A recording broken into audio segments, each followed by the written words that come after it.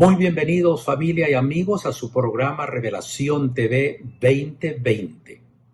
En el video de hoy estamos presentando el punto de vista del apóstol San Pablo sobre el tema que hemos estado analizando en los 7 videos anteriores. En su epístola a la iglesia de Tesalónica, Pablo nos da un cuadro detallado de ese movimiento interno que había de traicionar a la causa de Cristo antes de su segunda venida. Ahora veamos los detalles. Mis queridos amigos, ¿cómo están ustedes? Seguramente bien, claro que sí. Si alguno ha tenido que hacerle frente al problema del contagio o algún familiar suyo, sea nuestra oración a Dios que el Señor les proteja, les cuide y les sostenga en medio de toda esta terrible prueba que estamos pasando. En estos días se han presentado ya 7 cortos videos de la serie que usted puede encontrar en nuestro canal Revelación TV 2020.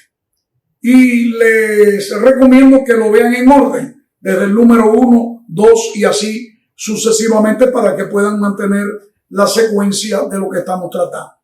Prácticamente con el mensaje presentado en el corto video número 7, hemos concluido el objetivo principal, aunque en el primer video hice mención de que no solamente el apóstol San Juan en Apocalipsis, el profeta Daniel allá en el Antiguo Testamento, Jesús mismo y el apóstol San Pablo habían hecho alusión a esta serie de problemas que habrían de pasar en la iglesia en los últimos días. Y eso para nosotros es convincente, saber que todo esto que la Biblia ha dicho se ha ido cumpliendo con una exactitud matemática. El apóstol Pablo, escribiendo su carta a los hermanos de la iglesia en Tesalónica, allí él presenta un argumento muy sólido que se aplica a la venida de nuestro Señor en relación con este movimiento dentro de la misma iglesia que habría de levantarse para crear lo que ya los profetas habían mencionado. De hecho, es importante que mencionemos algo y en el concepto de Apocalipsis. Ha habido un mal concepto sobre esa palabra y algunos lo han mirado como que Apocalipsis quiere decir la hecatombe, es una destrucción, y vemos películas por ahí que han tergiversado el concepto.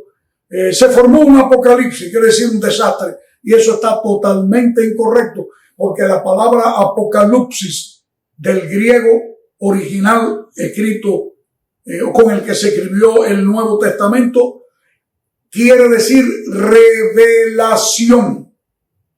No quiere decir desastre, no quiere decir destrucción, quiere decir revelación. Por lo tanto, la palabra apocalipsis no es negativa, es todo lo contrario. Apocalipsis es positivo.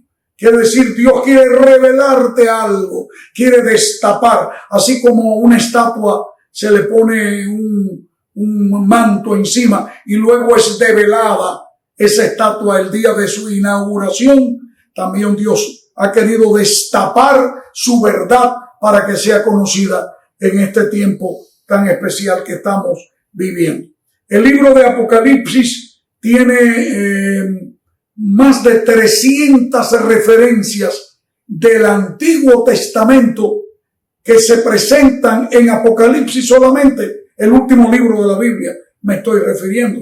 Por lo tanto, hay una maravillosa conexión entre el Antiguo Testamento y el Nuevo Testamento. Algunos desafortunadamente han enseñado que al venir el Nuevo Testamento ya el Antiguo quedó anulado. No hay un error más grande que eso, porque cuando Cristo dijo que la Escritura era digna de ser escudriñada, no se estaba refiriendo a otra cosa que al Antiguo Testamento, que era la única escritura sagrada que existía. Los libros del Nuevo Testamento todavía no se habían escrito. Se estaba refiriendo a esa escritura a la cual él mismo hacía alusión cuando predicaba en la sinagoga. Es importante que tengamos en cuenta cuán marcado énfasis escatológico tienen estas profecías. El apóstol Pablo, como ya les decía, enseñó y predicó a los hermanos de Tesalónica, una iglesia que estaba en la región que hoy podemos comparar o incluir en la Gran Grecia, ¿no? Un poco al norte de Atenas, ahí estaba noroeste de Atenas, la ciudad de Tesalónica. Esta ciudad fue la cuna, diríamos así, de una iglesia pujante que creció rápidamente. Pero el apóstol San Pablo luego siguió en sus viajes misioneros y por allá se enteró que los hermanos tesalonicenses estaban un poco confundidos. Y eso es una cosa normal que ocurra porque ellos estaban esperando que Cristo viniera, como Pablo le enseñó, Jesús vendrá pronto, y ellos estaban preocupados por mantenerse vivos para ver a Jesús. Así que cuando un abuelito se moría, ahí todos se afligían y lloraban porque había muerto el abuelito, por lo tanto, ese no se iba a encontrar con Cristo. Cuando Pablo escucha esto, les escribe una primera carta. Y en esa primera carta, el apóstol le dice, no quiero que ustedes se pongan tristes, como algunos se entristecen. Más bien, lo que quiero es que ustedes sepan la verdad de la resurrección. Y para ello, precisamente, es que él le escribe esta palabra que usted puede leer en pantalla por sí mismo. Dice allí en esta primera carta de San Pablo, tampoco queremos, hermanos, que ignoréis acerca de los que duermen. Es importante la alusión que hace el apóstol Pablo de la muerte en Cristo. Duermen, para que no os entristezcáis como los otros que no tienen esperanza. Porque si creemos que Jesús murió y resucitó, así también traerá Dios con Jesús a los que durmieron en él. Por lo cual decimos esto en palabras del Señor, que nosotros que vivimos, nótese esto, que habremos quedado hasta la venida del Señor, no precederemos a los que durmieron, porque el Señor mismo, con voz de mando, con voz de arcángel y con trompeta de Dios, descenderá del cielo, y los muertos en Cristo resucitarán primero. Luego nosotros, los que vivimos, los que hayamos quedado, seremos arrebatados juntamente con ellos en las nubes para recibir al Señor en el aire, y así estaremos siempre con el Señor. Esto deja claro, mis queridos amigos, este concepto. El apóstol Pablo presenta, no tienes que preocuparte, porque aunque muramos, nosotros vamos a resucitar de la misma forma que nuestro Señor Jesús fue levantado entre los muertos al tercer día. Cuando Él venga, Él va a levantar con su voz a aquellos que duermen en la bendita esperanza. Amigos, esta esperanza ha llenado mi corazón con mis seres amados que hoy duermen, y yo sé que cuando venga Cristo van a volver a la vida, porque Él lo prometió, y lo que Dios promete lo cumple. Amén. Quiera Dios que ese concepto esté en tu corazón. Ahora bien, esa carta de Pablo fue expresada por un hombre que aunque estaba inspirado por Dios, no dejó de ser humano. No pudo evitar que se le saliera de adentro al escribir la carta el anhelo vehemente de la venida de Cristo, y hasta llegó a pensar que él iba a estar vivo todavía. Luego nosotros, los que vivimos, los que habremos quedado. Tal vez el apóstol Pablo debió haber dicho, no los que vivimos, sino los que vivamos. Tal vez puede interpretarse así, los que hayan quedado, los que estén vivos. Y figúrense, los tesalonicenses, propensos a equivocarse rápidamente, tomaron aquello como que, no, si el apóstol Pablo dice los que vivimos, luego nosotros los que vivimos, quiere decir que la venida de Cristo está cerca ya, va a ocurrir ya, y esto desató otro problema, y es que algunos de los hermanos tesalonicenses dejaron de trabajar, algunos inclusive se dedicaron al ocio. Pablo tuvo que reprender eso. más tarde. Y iban a la casa de los hermanos y le comían la comida allí. No, ellos mismos no trabajaban porque Cristo viene ya. ¿Para qué luchar? ¿Para qué seguir aferrados a este mundo? Y esto trajo un problema porque cuando el apóstol Pablo supo eso, entonces él le escribe una segunda carta en la que él explica que Jesús va a venir pronto, pero no tan pronto como para que no ocurran ciertas cosas, y entre ellas dentro de la misma iglesia, que tienen que suceder para garantizar el cumplimiento profético. Así que en esta segunda carta, como podemos ver inmediatamente, él les aclara lo siguiente.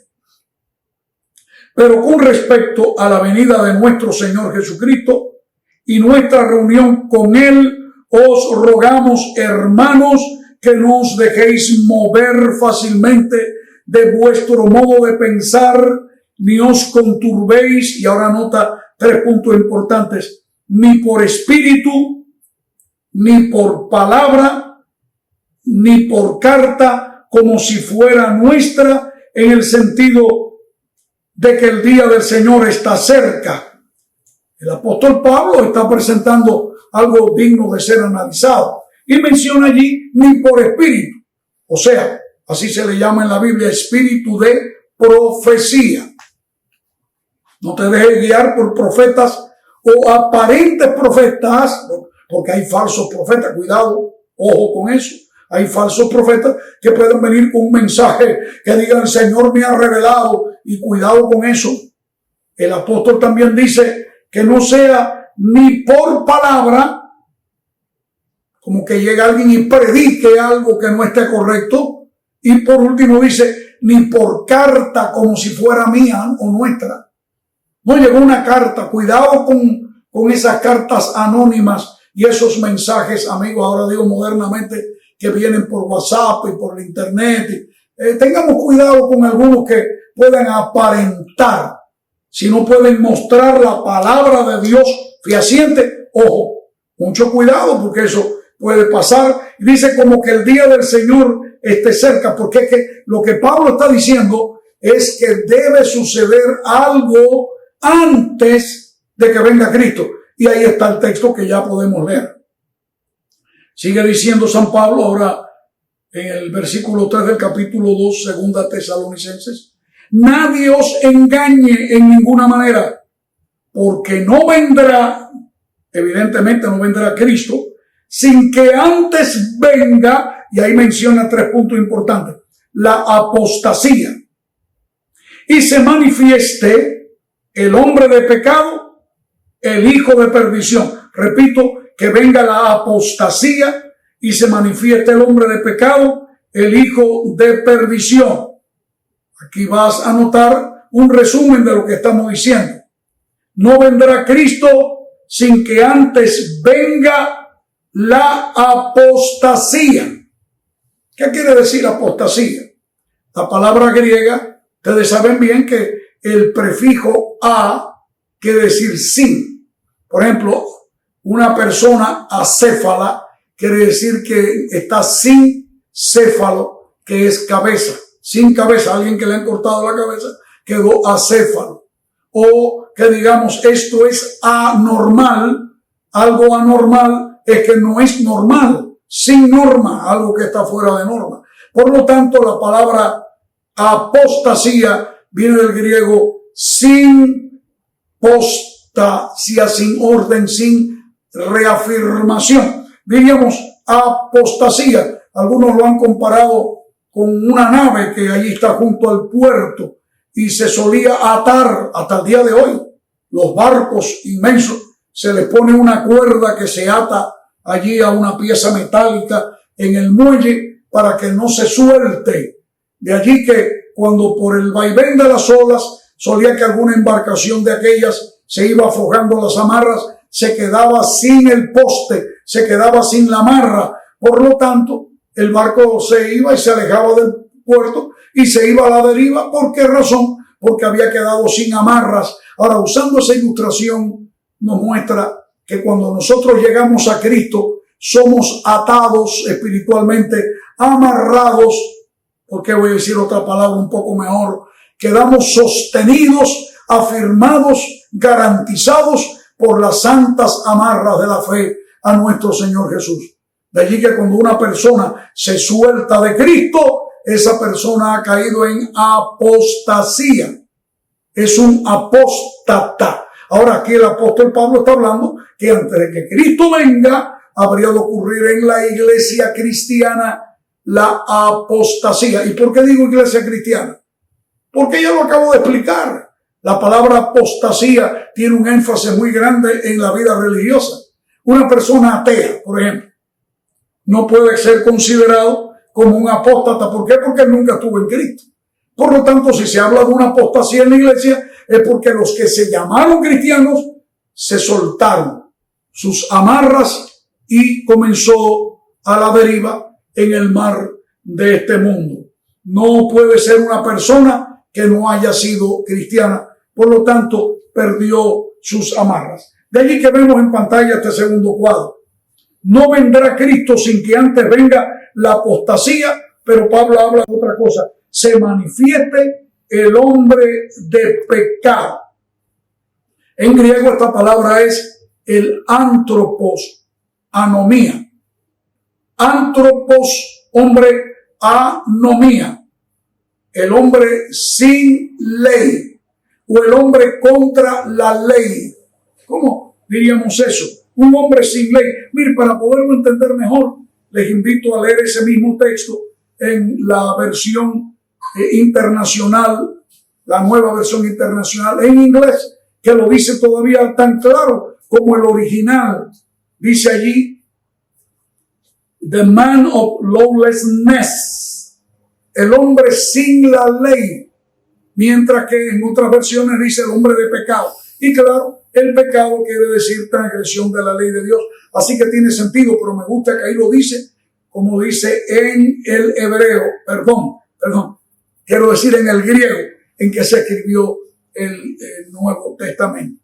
Es una entidad que se opone a la ley de Dios, que cambia la ley de Dios, y eso nos hace recordar lo que en Daniel 7:25 nos está diciendo el profeta Daniel. Recuerden que lo estudiamos, pero vamos a verlo otra vez para poderlo leer. Daniel 7:25 dice de un poder que habría de levantarse y hablará palabras contra el Altísimo, y a los santos del Altísimo quebrantará, y pensará en qué: cambiar los tiempos y la ley. Por lo tanto, como bien dice lo que vemos en pantalla, no vendrá Cristo sin que antes venga el hombre de pecado o el hombre contra la ley de Dios. Un movimiento dentro de la iglesia contra la ley de Dios.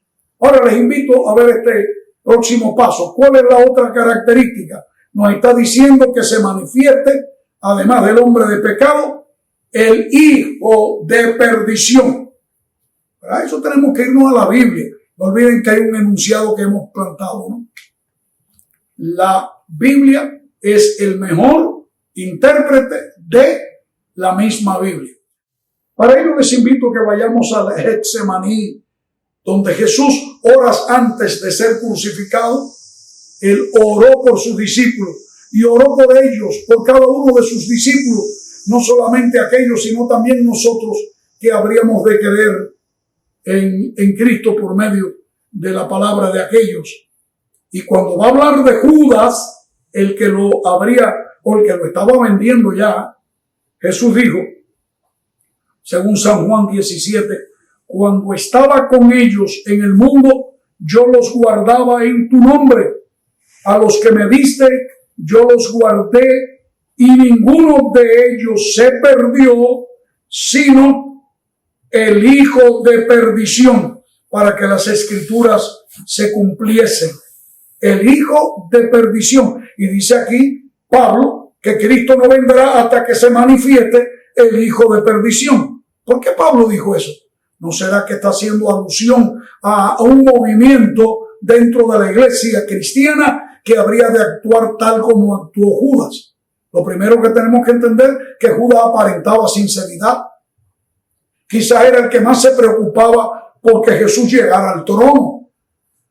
Era el que más se preocupaba porque la gente lo considerara el Rey de Reyes. Claro, él sabía que en la vorágine esa de elevarse al trono de Cristo, él también iba a elevarse como posiblemente el ministro de Hacienda del nuevo reino, el hombre de la tesorería. Él era el que guardaba el dinero y Judas amaba la riqueza. Judas evidentemente amaba el lujo, él amaba el poder.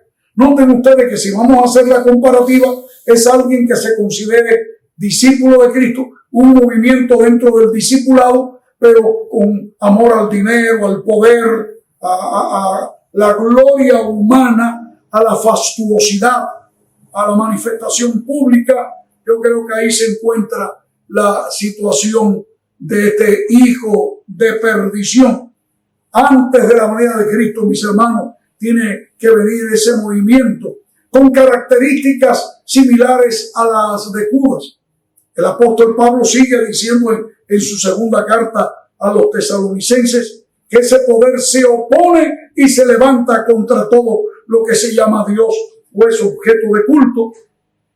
Atención, tanto que se sienta en el templo de Dios como Dios haciéndose pasar por Dios. No, este poder no es el imperio romano o el emperador romano, César Nerón, por ejemplo. No puede ser, porque ya acabamos de decir que es un poder apóstata y Nerón nunca fue cristiano para apostatar del cristianismo o irse del cristianismo. Es un poder que nace dentro de la iglesia, que se opone a los mandamientos de Dios y los cambia a su manera o a su antojo para poder ocultar por lo menos dos mandamientos que van en contra del, pero que afectaría mucho el concepto de que él como hombre de pecado ha establecido. Ese poder está dentro de la iglesia, mis hermanos. Y ahora acuérdense lo que dice Pablo aquí. ¿No os acordáis que cuando yo estaba todavía con vosotros os decía esto? Y ahora vosotros sabéis lo que lo detiene a fin de que a su debido tiempo se manifieste, porque ya está en acción desde aquellos tiempos el misterio de la iniquidad, solo que hay quien al presente lo detiene hasta que él a su vez sea quitado de en medio. Hermanos, porque Dios tiene un tiempo para todo. Algo puede detener el cumplimiento de la profecía, pero no, tarde o temprano, a su tiempo, Dios permitirá que todo salga como debe tener que cumplirse. El poder de ese movimiento que ama la riqueza, que ama el poder del mundo, es el poder que quiere convertirse en el rey del mundo entero, crear un gobierno universal, un nuevo estado de cosas, una forma nueva en que todo el mundo ponga por cabeza a ese líder religioso para que traiga la paz al mundo y traiga al mismo tiempo unidad entre las naciones. Cuidado con eso. Cristo dijo que eso tendría que venir justo antes de la venida de nuestro Señor Jesucristo a esta tierra. Por lo tanto, ese poder que hizo cambiar la ley es un poder que debemos abrir los ojos. En estos últimos versículos que menciono, dice que entonces, cuando esto ocurra, se manifestará el inicuo, aquel inicuo a quien el Señor matará, esto es importante, con el espíritu de su boca y destruirá con el resplandor de su venida, inicuo cuyo advenimiento es por obra de Satanás, con gran poder y señales y prodigios mentirosos y con todo engaño de iniquidad para los que se pierden por cuanto no recibieron el amor de la verdad para ser salvos. Por esto dice aquí que Dios les envía un poder engañoso para que creen la mentira, a fin de que sean condenados todos los que no creyeron a la verdad, sino que se complacieron en la injusticia. Esto que se está hablando aquí no es algo que ocurrió allá en el Imperio Romano, con César Nerón, ¿no? Es con algo que habrá de ocurrir finalizando el período final de la historia humana, por cuanto este poder va a ser aniquilado por el resplandor de la venida de Cristo. Quiere decir que esta apostasía permanecerá, inclusive con poderes muy grandes, hasta el día en que venga Jesucristo a esta tierra. Hermanos amados, Yo quiero estar listo para cuando venga Jesús. Y sé que todas estas cosas están ocurriendo, pero yo no quiero participar de las doctrinas de la apostasía, del hombre del pecado, el que se opone a la ley de Dios. Yo quiero humildemente ponerme bajo la protección y la dirección de mi Dios. Y me pregunto, ¿cuál es tu elección? ¿Te propones en el nombre de Dios guardar su palabra?